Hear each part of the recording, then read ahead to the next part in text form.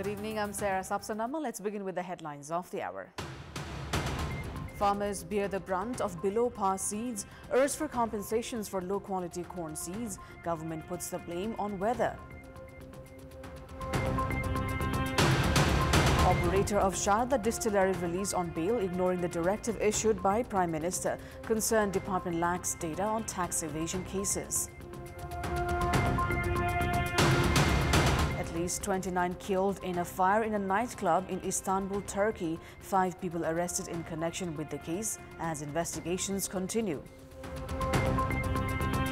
And Nepal registers its second consecutive win in the SMS Friendship Cup T20 series. Defeats India's Baroda by 27 runs to solidify its chances of entering into the final. The list of problems of farmers in Nepal seems never-ending. From the lack of chemical fertilizers to climate change-induced drought, farmers are now having to deal with low-quality seeds that are not giving them the harvest that they worked for. In Bara, Parsa and Rohtahad, farmers this year could not harvest corn due to substandard seeds. Now they are worried of recovering their investments in fertilizer, seeds and the labor costs. For several years, majority farmers in these districts planted maize due to high productivity. However, this year they are left empty-handed. The state, meanwhile, has turned deaf ears. It may be recalled some 4 years ago, a similar scenario was reported from paddy farmers in Chitwan. Around 2,000 farmers had lost 230 million rupees during that time. The government gave just around 30 million rupees in compensation and also failed to take action against the sellers and distributors of low-quality seeds. A probe committee has been formed by the Madhesh and federal government this time around. However, the committee has attributed weather as the reason for the situation instead of taking action against those distributing and selling below-par seeds. Similar problems have been reported by farmers who planted potatoes, cucumbers, among others. Nepal imports over 80% of seeds for various vegetables. And the lack of proper monitoring of standards, productivity has been decreasing. Meanwhile, the seeds developed by the Nepal Agriculture Research Council has failed to reach most of the farmers. Prime Minister Pushpa Kamal Dahal issued a directive to break the nexus of individuals and organizations that evade taxes by using counterfeit bills and stickers. However, the implementation part has remained feeble. Instead, the operator of Siraha's Sharda Distillery, who had been arrested over allegations of evading taxes, has been released on the condition that he will present himself when called. Kantipur television had reported of the tax evasion on 17th of March, disclosing of the nexus with administration officials. On the 31st of March, Prime Minister Dahal issued a directive to break such nexus. The Premier also directed the Home Minister and Finance Minister for a fair investigation into the incident, which has been overlooked. Voices are being raised at the Parliament regarding the release of those arrested in tax evasion cases. The Inland Revenue Office, Siraha, released the operator of Sharda Distillery against 23,851,633 rupees fine. Meanwhile, several youths have reached the capital demanding for action against those allegedly involved in the tax evasion case. The Inland Revenue Department Kathmandu has been in a dilemma, and based on department source, it does not have data on tax evasion cases of the country. The officials and chief of the department refuse for comment. Janamad Party lawmaker Abdul Khan has demanded actions against those involved in the Sharda Distillery tax evasion case. Kantipur TV had made public the millions of rupees in tax evasion in Siraha with the help of the police administration. The distillery was found using a single sticker by breaking it into 2 pieces to evade taxes. Janamad Party lawmaker Khan demanded actions against the perpetrators during the meeting of the House of Representatives earlier today. Police administration has yet to take action against the company, even though it was found to have stored the illegally produced liquor in border territories and smuggled them to India. In the meantime, the government had said that investigation on the matter was underway. Prime Minister Pushpa Kamal Dahal has said a movement was necessary for socialism as the current constitution could not ensure it. However, he did not clarify if that called for an amendment to the current constitution or a change overall. The Premier did say that he would use both the Parliament and the government to instill socialism. The Premier also called on all leftist forces to come together and participate in the socialist movement. During an event, CPN Unified Socialist Chair Madhav Kumar Nepal claimed that the current election system could not solve existing problems. Janata Samajwadi Chair Upendra Yadav said the current constitution and the practice of nepotism was an obstruction in ensuring socialism. General Secretary of the Nepal Communist Party, Netra Bikram Chand, said the current system had helped with a few achievements. However, more needed to be done, adding that the system had stopped functioning. Meanwhile, a few experts questioned over the intention of the socialist movement itself. It is now time for our segment Public Pulse, where you text us with your opinion. Public Pulse. But before today's question, let's take a look at the results from yesterday's poll.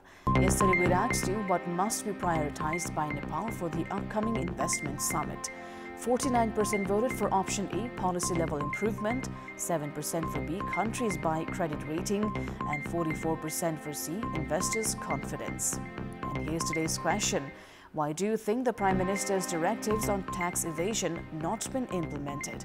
Your options are A, slack administration, B, result of nexus, and C, procedural delay. The voting is on. Type NEWS, select your option A, B or C and send it to 34001 to share your opinion with us. Now, in our Public Voice segment, today we've asked in several provinces why are farmers, in fact, compelled to use low-quality seeds. Let's take a look at what they had to say.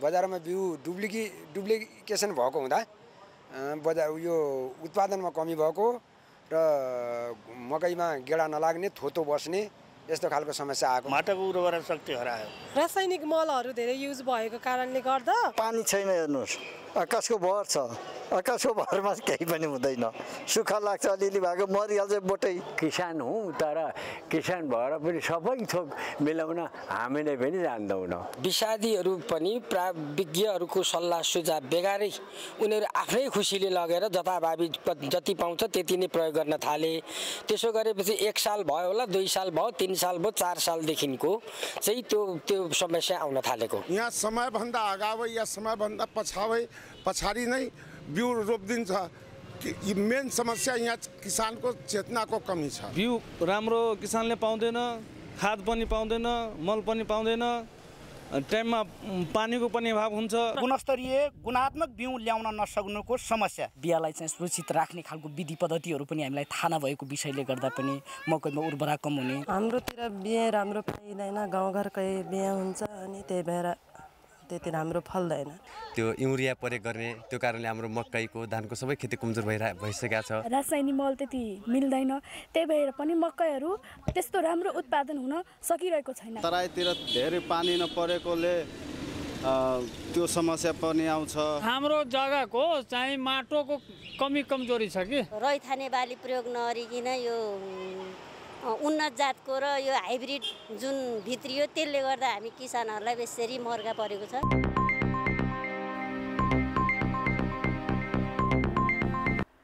Welcome back. The Department of Revenue Investigation on Sunday filed a tax evasion case against an IT company, Kotivit Nepal, for evading more than 5,180 million rupees in taxes, demanding for fines double the amount it evaded.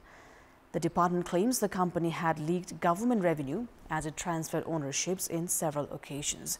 It says the company just recently had filed for an application to establish a new one under the name Nepal Infinite Computer Solution to continue evading taxes.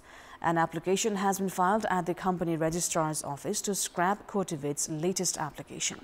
However, Kotivit's history dates back to 20 years. According to the Inland Revenue Department, a company named Verisk Information Technology with foreign investment was registered some 20 years ago with over 600 software engineers working directly and indirectly catering to its parent company, Kotiviti Inc. Since then, the company has changed its name almost every year and had its shares transferred. 10 years after its establishment, the company was enlisted as D2 Hawkeye Inc. 3 years later, it changed to Verisk Health Inc. And then in August 2016, it changed to Versend Technology Private Limited. In October of 2018, it again changed to Kotiviti Nepal. Based on the department's records, it was known as Kotiviti Inc. in September of 2019. It has been exporting to its holding company in the US with zero taxes, which is against the laws. The department says Kotiviti Inc. is the main company and D2 Inc., Veris Health Inc., Versend Technology Inc. and Kotiviti Nepal are sister organizations. As the investment summit nears, there is a call on the government to ensure clear policies for investments to avoid cases like these repeating in the future. It is time now for international update.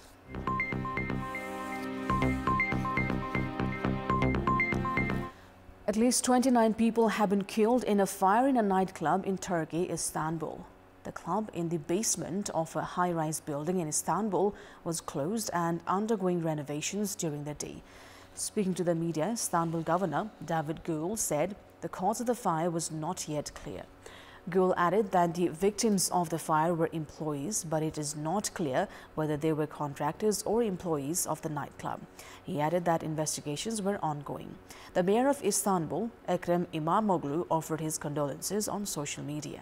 Turkey's President Recep Tayyip Erdogan is aware of the tragedy following a phone call with Interim Minister Ali Yerlikaya. A child has died and 2 others have been seriously wounded in a shooting at a school in Finland. Police said all 3 victims were 12 and that a suspect, also aged 12, had fled but was later detained. Parents told Finnish media that the shooting had taken place in a classroom at Viertola School in Vantaa, to the north of the capital, Helsinki. The police said they arrived at the school within 9 minutes and tended to the 3 victims, adding that one of the victims had died at the scene. All of those involved are thought to have been in the 6th grade. The suspect ran off as soon as police arrived and was eventually detained in the northern Siltamäki district of the capital. Police said he had been holding a firearm, which they had taken from him. He had admitted carrying out the shooting. Authorities have now opened an investigation into murder and attempted murder. Children under the age of 15 are not criminally liable in Finland, so the suspect has not been remanded in custody and is instead being placed in the care of social services.